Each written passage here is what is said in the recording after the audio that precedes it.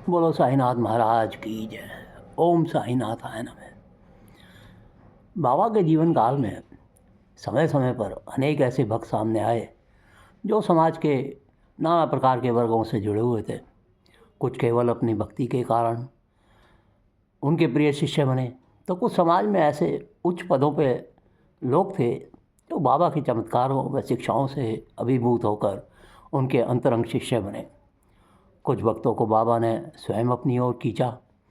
जो उनके पास आया बस उन्हीं का होकर रह गया। उनके पास आकर प्रबुद्ध व शिक्षित समाज से जुड़े लोग भी शुद्धावश हो जाते और सदा के लिए अपनी विद्वता व ज्ञान का घमंड त्याग कर बाबा की शरण ले लेते। फिर ऐसे ही भक्तों के माध्यम से बाबा का नाम दूर दिगंत तक जाने लगा। नाना चांदोरकर बाबा के परम प्रिय भक्त थे। उन्होंने बाबा के दिव्य रूप का परिचय पाने के बाद मराठी के शिक्षित व प्रतिष्ठित वर्ग को बाबा से जोड़ा। इसके बाद दासगणु आए और इन दोनों ने बाबा के संदेशों तथा जीवनी का चारों ओर प्रचार प्रसार किया। नाना बाबा के ऐसे ज्ञानी भक्तों में से थे जिन्होंने अपने ज्ञान और विद्या का अहंकार त्याग कर सच्चे सद्गुरु को पाया और हमेशा के लिए अपना सब कुछ उनके चरणों में न्यौछावर कर दिया। कहते हैं बाबा के अनुसार उनका व बाबा का संबंध पिछले 4 जन्मों से चला आ रहा था। नाना साहेब वेदांत के महान विद्वानों में से एक थे। गीता के अध्ययन पर उनका विशेष अधिकार था। प्राय विद्वान व्यक्ति को अपनी विद्वता का घमंड हो जाता है।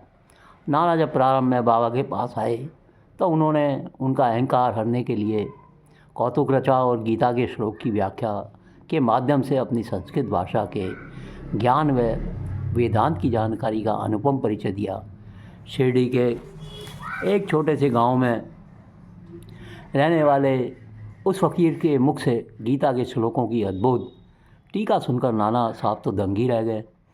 उन्होंने तो सपने में भी कल्पना नहीं की थी कि बाबा संस्कृत के प्रकांड विद्वान होंगे। उन्होंने बस भेंट के बाद जाना कि विद्या का अहंकार करने के लिए नहीं बल्कि दूसरों का कल्याण करने के लिए प्रयोग में लाई जाती है। ज्ञानी जन कभी अपने ज्ञान का अहंकार नहीं करते। नाना साहब एक बार एक श्लोक का पाठ कर रहे थे तो बाबा ने पूछा, नाना क्या गा रहे हो? नाना ने उत्तर दिया कि बाबा मैं एक श्लोक का पाठ कर रहा हूँ। बाबा ने कहा तो अच्छा हमें भी सुनाओ। तो नाना साहब ने बाबा को वह श्लोक सुनाया। साईं ने यह श्लोक सुनने के बाद नाना से उसकी टीका सुनी।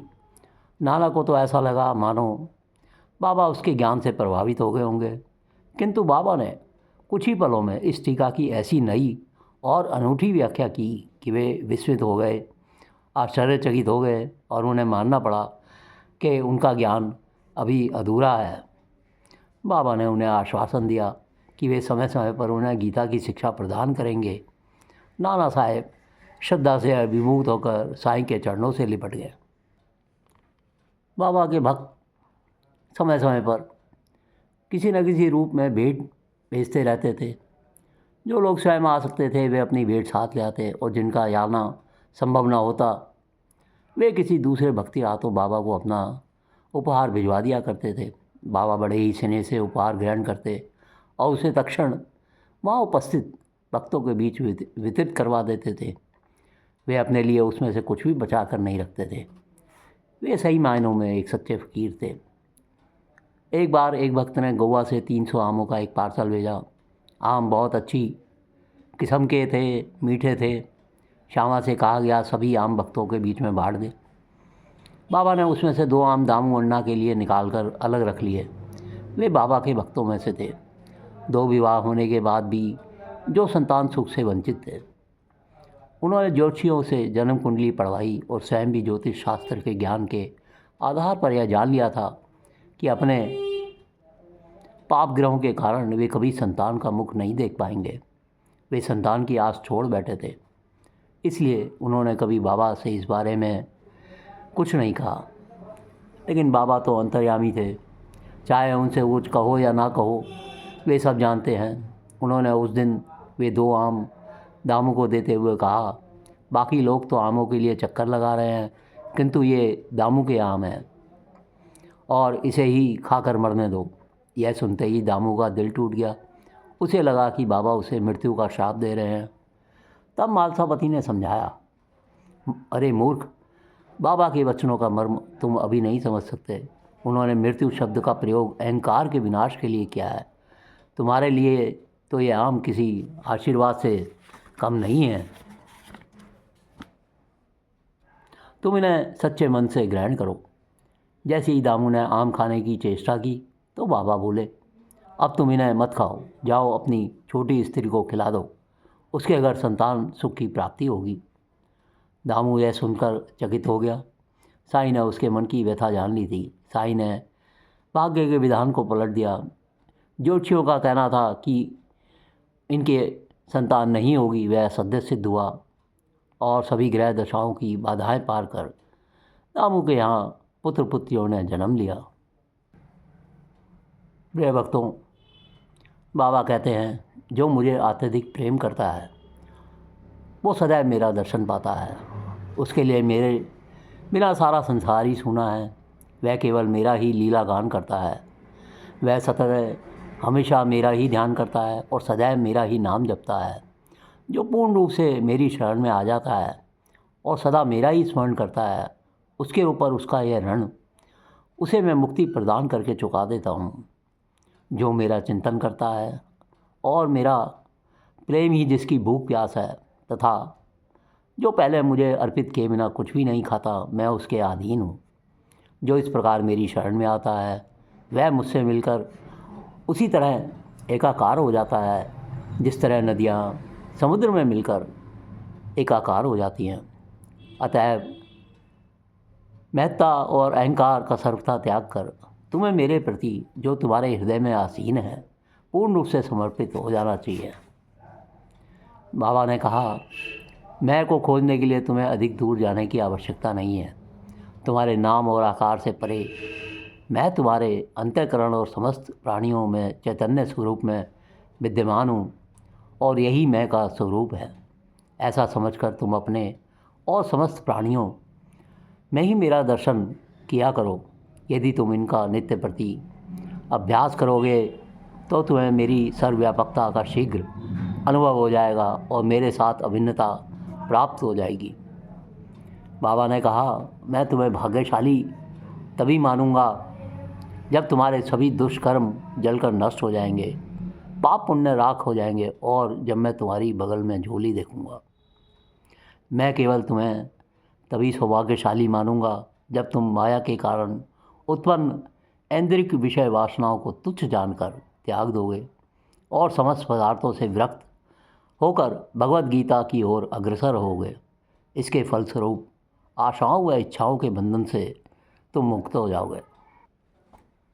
बाबा ने कहा, जब तुम विषय पदार्थों के प्रति आसक्ति को त्याग दोगे और अपने व दूसरे में भेदभाव को सर्वथा अयोग्य मानोगे, जब तुम जिह्वा और उत्पन्न करने वाले शरीर के अंगों पर नियंत्रण करने योग्य हो जाओगे, तब मैं तुम्हें सौभाग्यशाली मानूंगा। अविद्या से देह में लगाव बढ़ता है और फिर इस लगाव से मानसिक और शारीरिक व्याधियाँ उत्पन्न हो जाती हैं। शरीर के साथ यह लगाव ही व्यक्ति को नियमों, यह उचित है या अनुचित भाव की ओर अग्रसर करता है। यही आत्म साक्षात्कार में रुकावट हो जाता है।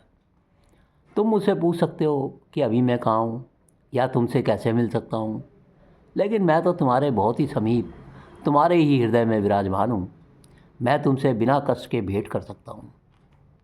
जब तुम कहोगे कि हृदय में निवास करने वाला कौन और कैसा है, उसके क्या लक्षण हैं और उसके क्या चिन्ह हैं जिससे हम उसे पहचान सकते हैं, तो बाबा कहते हैं, ध्यानपूर्वक इस स्पष्ट वर्णन को सुनो कि तुम्हारे हृदय में निवास करने वाला कौन है और जिसकी शरण में तुम्हें जाना चाहिए। यह सृष्टि विभिन्न नाम वाले नाना प्रकार के रूपों से भरी हुई है जिनकी गणना कोई नहीं कर सकता। यह सब माया के भिन्न भिन्न स्वरूप हैं। ऐसी आत्मा जो सत्व, रज और त्रिगुणों से परे हो जाती है, वही हृदय में निवास करने वाले को प्रकाशित करती है। नाम और रूप के अलावा जो तू बच जाता है, वही हृदय में निवास करने वाले का लक्षण है। इसको जानो और उसकी शरण में जाओ। बाबा ने कहा, जब तुम स्वयं को मेरी तरह देखोगे और तुम्हारी इस प्रवृत्ति का विस्तार होगा, तब सभी प्राणी तुम्हारे गुरु में एकाकार हो जाएंगे और तब ऐसा कोई स्थान नहीं रह जाएगा जहाँ मैं व्याप्त नहीं रहूँगा। ऐसा अभ्यास करते करते तुम्हें मेरी सर्वव्यापकता की अनुभूति होगी, तब तुम मेरे साथ समरस हो जाओगे। तब तुम पावन गंगा के जल को स्पर्श किए बिना उसमें स्नान कर पाओगे। प्राकृतिक कर्मों के अभिमान के कारण दृढ़ बंधन की उत्पत्ति होती है। इसलिए बाबा ने कहा, ज्ञानी अपने चित्त को सदैव सावधान रखते हैं और उसके पास में नहीं फंसते। जो आत्मा में दृढ़ता से स्थिर है और जरा भी विचलित नहीं होता है, ऐसे व्यक्ति को समाधि में लीन होने या उससे बाहर निकलने की कोई आवश्यकता नहीं होती है। यदि मैं किसी से 1 रुपया दक्षिणा लेता हूँ तो उसे 10 गुना लौटाया करता हूँ। मैं हर किसी से दक्षिणा भी नहीं मांगता हूँ। जिसकी ओर अल्लाह इंगित करते हैं उससे ही दक्षिणा लेता हूँ, और यह फ़कीर भी केवल उसी से मांगता है जो गत जन्मों का ऋणी होता है। जब ऐसा दानी देता है तो वह भविष्य में सुंदर बीज उपज कर उसका बीजारोपण करता है। धनवान के लिए धन का उपयोग तभी हितकारी है अगर वह धर्मोपार्जन व दान के निमित्त हो, क्योंकि धार्मिक रूप से आचरण और दान ही सच्चा ज्ञान है। बाबा कहते हैं, मुझ पर पूर्ण विश्वास रखो। यद्यपि मैं देह भी त्याग दूंगा, किंतु फिर भी मेरी अस्थियां आशा और विश्वास का संचार करती रहेंगी। केवल मैं ही नहीं, मेरी समाधि भी तुमसे वार्तालाप करेगी। जो अनन्य भाव से मेरी शरणागत होंगे उनके साथ वह चलेगी फिरेगी और उन्हें आशा का संदेश पहुंचाती रहेगी। बाबा कहते हैं, निराश मत होना कि मैं तुमसे विदा हो जाऊंगा। तुम सदैव मेरी अस्थियों को भक्तों के कल्याण के लिए चिंतित ही पाओगे। केवल विश्वास भरे अंतःकरण से स्मरण करो, निष्काम भाव से मेरा भजन करो, अवश्य ही तुम्हारा कल्याण होगा। जो कोई भी तुम्हारे पास आए उसका स्वागत कर आदरपूर्वक व्यवहार करो।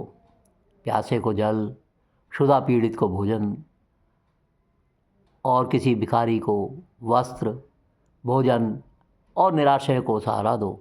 इससे श्री हरि भगवान भी प्रसन्न होते हैं।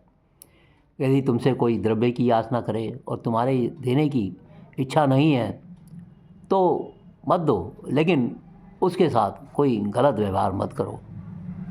मैं और तू का द्वैत भाव ही गुरु और शिष्य के बीच की दीवार है। जब तक इसका नाश नहीं होता तब तक अभिन्नता प्राप्त करना संभव नहीं है।